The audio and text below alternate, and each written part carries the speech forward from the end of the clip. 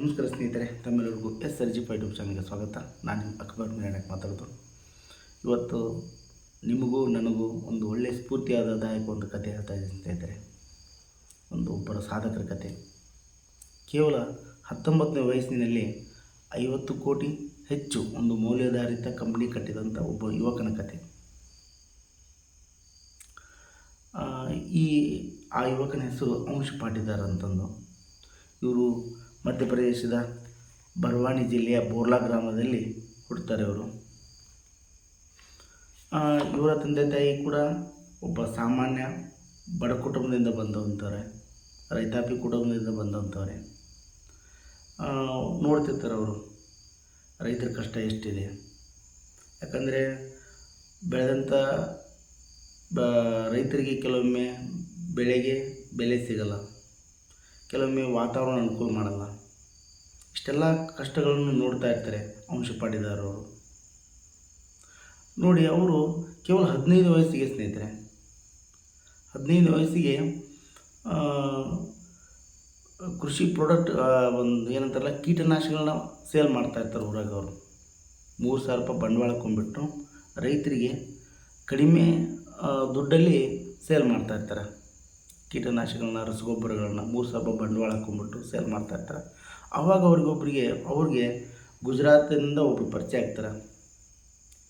ಕೃಷಿ ಪ್ರಾಡಕ್ಟ್ಗಳನ್ನ, ಕೀಟನಾಶಕಗಳನ್ನ ತಯಾರಕರಾದ ಕಂಪ್ನಿಗಳು ಭೇಟಿಯಾದಾಗ ಅವು ಒಂದು ಲೈಫೇ ಚೇಂಜ್ ಆಗುತ್ತೆ. ಅವರು ಅಲ್ಲಿಂದ ಖರೀದಿ ಮಾಡೋಂಥ ವಸ್ತುಗಳನ್ನ, ಕೀಟನಾಶಕ, ರಸಗೊಬ್ಬರನ್ನ ಅಲ್ಲಿಂದ ಖರೀದಿ ಮಾಡಿ ಅವ್ರು ಏನು ಮಾಡ್ತಾರೆ ಅಂತ ರೈತರಿಗೆ ಕಡಿಮೆ ಬೆಲೆಯಲ್ಲಿ, ಬೇರೆ ಕಡೆ ಸಿಗೋಕ್ಕಿಂತ ಕಡಿಮೆ ಬೆಲೆಯಲ್ಲಿ ಒಳ್ಳೆಯ ಪ್ರಾಡಕ್ಟ್ಗಳನ್ನು ಕೊಡ್ತಾ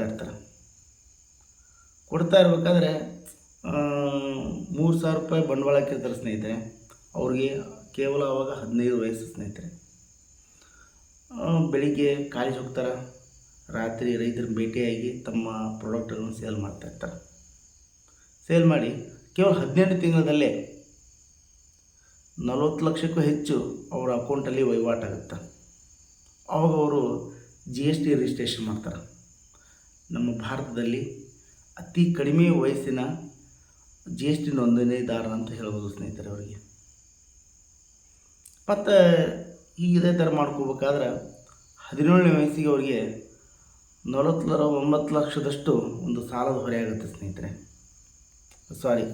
ಎಷ್ಟಪ್ಪ 95 ಲಕ್ಷದಷ್ಟು ಸಾಲದ ಒಂದು ಹೊರೆ ಆಗುತ್ತೆ.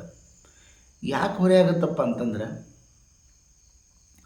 ಅವರು ತಮ್ಮ ಒಂದು ಬಿಸ್ನೆಸ್ಸನ್ನು ಇಂಪ್ರೂವ್ ಮಾಡ್ಕೋಬೇಕು ಅನ್ನೋದೊಂದು ಸಲುವಾಗಿ ಒಂದು ತಂತ್ರಜ್ಞಾನದ ವೇದಿಕೆ, ರೈತರಿಗೆ ತಂತ್ರಜ್ಞಾನದ ಮೂಲಕ ಪರಿಹಾರಗಳನ್ನು ಕೊಡಬೇಕಂತಂದು ಒಂದು ವೇದಿಕೆನ, ಒಂದು ಪ್ಲ್ಯಾಟ್ಫಾರ್ಮ್ನ ತಯಾರು ಮಾಡ್ತಾರೆ.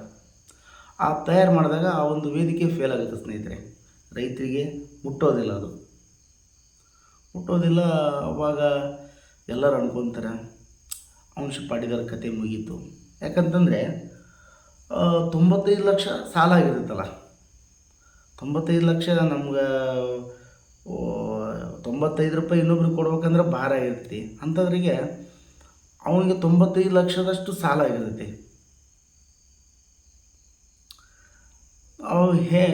ಮುಂದೆ ಯಾವ ಥರ ಪಯಣ ಆಗುತ್ತೆ ನೋಡಿ ವೀಕ್ಷಕರೇ.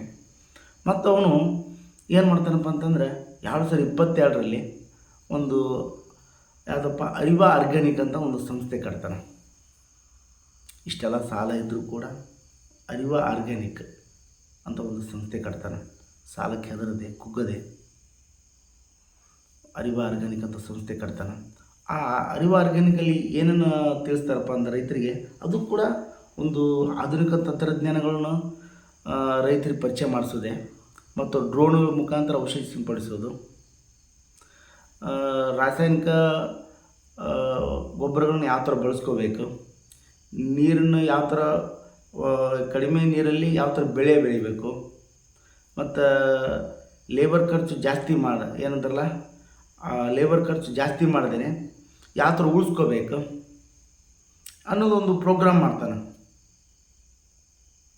ಅರಿವಾ ಆರ್ಗ್ಯಾನಿಕ್ ಮುಖಾಂತರ ಈ ಥರ ಒಂದು ಪ್ರೋಗ್ರಾಮ್ ಮಾಡ್ತಾನೆ. ಅವಾಗ ರೈತರಿಗೆ ಕೂಡ ತುಂಬ ಖುಷಿ ಆಗುತ್ತೆ. ಯಾಕಂತಂದರೆ ಡ್ರೋನ್ ಮುಖಾಂತರ ಔಷಧಿ ಸಿಂಪಡಣೆ ಆಯಿತು, ಮತ್ತು ಮಣ್ಣಿನ ಪರೀಕ್ಷೆ ಆಯಿತು. ಇವೆಲ್ಲ ನೀರನ್ನು ಯಾವ ಥರ ಕಡಿಮೆ ಉಪಯೋಗಿಸ್ಕೋಬೇಕು, ಕೃಷಿ ಹೊಂಡಗಳನ್ನ ಯಾವ ಥರ ಮಾಡಿಸ್ಬೇಕು,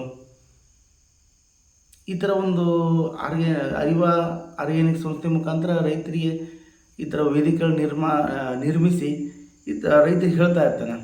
ಅವಾಗ ರೈತರು ಕೂಡ ಖುಷಿ ಆಗುತ್ತೆ. ಟೋಟಲಿ 5,000 ರೈತರು ಒಂದು ಬೆಂಬಲ ಸಿಗುತ್ತೆ, ಒಂದು ನಂಬಿಕೆ ಸಿಗುತ್ತೆ ಸ್ನೇಹಿತರೆ. 15 ಲಕ್ಷ ಎಕರೆದಷ್ಟು ಒಂದು ಸಾಮ್ರಾಜ್ಯ ಎಕರೆದಷ್ಟು ಇವರ ಒಂದು ಅರಿವ ಆರ್ಗ್ಯಾನಿಕ್ ಮುಖಾಂತರ ಗೊಬ್ಬರ ಆಯಿತು, ಕೀಟನಾಶಕಗಳಾಯಿತು, ಇಷ್ಟೆಲ್ಲ ಸೇಲ್ ಆಗುತ್ತೆ ಸ್ನೇಹಿತರೆ. ಸೇಲ್ ಆದಾಗ ಅವರು ಕೇವಲ 19ನೇ ವಯಸ್ಸಿನಲ್ಲಿ, ಅವರ ಒಂದು 19ನೇ ವಯಸ್ಸಿನಲ್ಲಿ 50 ಕೋಟಿಗೂ ಹೆಚ್ಚು ಒಂದು ಕಂಪ್ನಿ ಕಟ್ತಾರೆ ಸ್ನೇಹಿತರೆ.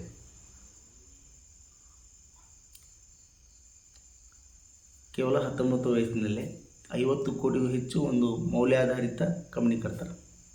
ಆ ಕಂಪ್ನಿ ಹೆಸರು ಅರಿವ ಆರ್ಗ್ಯಾನಿಕ್ ಅಂತಂದು ಸ್ನೇಹಿತರೆ. ನಮಗೂ ನೀವು ಕೂಡ ಈ ಒಂದು ಕತೆ ಕೇಳೋಕೆ ತುಂಬ ಚಿಕ್ಕದಿರ್ಬೋದು, ಆದರೆ ಅವರು ಪಡ್ಕೊಂಡು ಬಂದಂಥ, ಸಾಗಿಸಿಕೊಂಡು ಬಂದಂಥ ರೀತಿ ಇದೆಯಲ್ಲ ಸ್ನೇಹಿತರೆ, ಎಲ್ಲರಿಗೂ ಕೂಡ ಖುಷಿ ಪಡುವಂಥ ವಿಚಾರ. ಈ ಒಂದು ಕತೆ ಬಗ್ಗೆ ನಿಮ್ಮ ಮನಸ್ಸಿನ ಕಮೆಂಟ್ ಮುಖಾಂತರ ತಿಳಿಸಿ. ಮತ್ತು ಇನ್ನೊಬ್ರು ಯಾರಿಗೆ ನಾನು ಇದನ್ನು ಮಾಡಬೇಕನ್ನೋರಿಗೆ ಒಂದು ಶೇರ್ ಮಾಡಿ ಸ್ನೇಹಿತರೆ, ಸರಿನಾ ಅಂತ ಹೇಳ್ತಾ ಮತ್ತೆ ಮುಂದಿನ ಸಿಗೋಣ. ಎಲ್ಲರಿಗೂ ನಮಸ್ಕಾರ.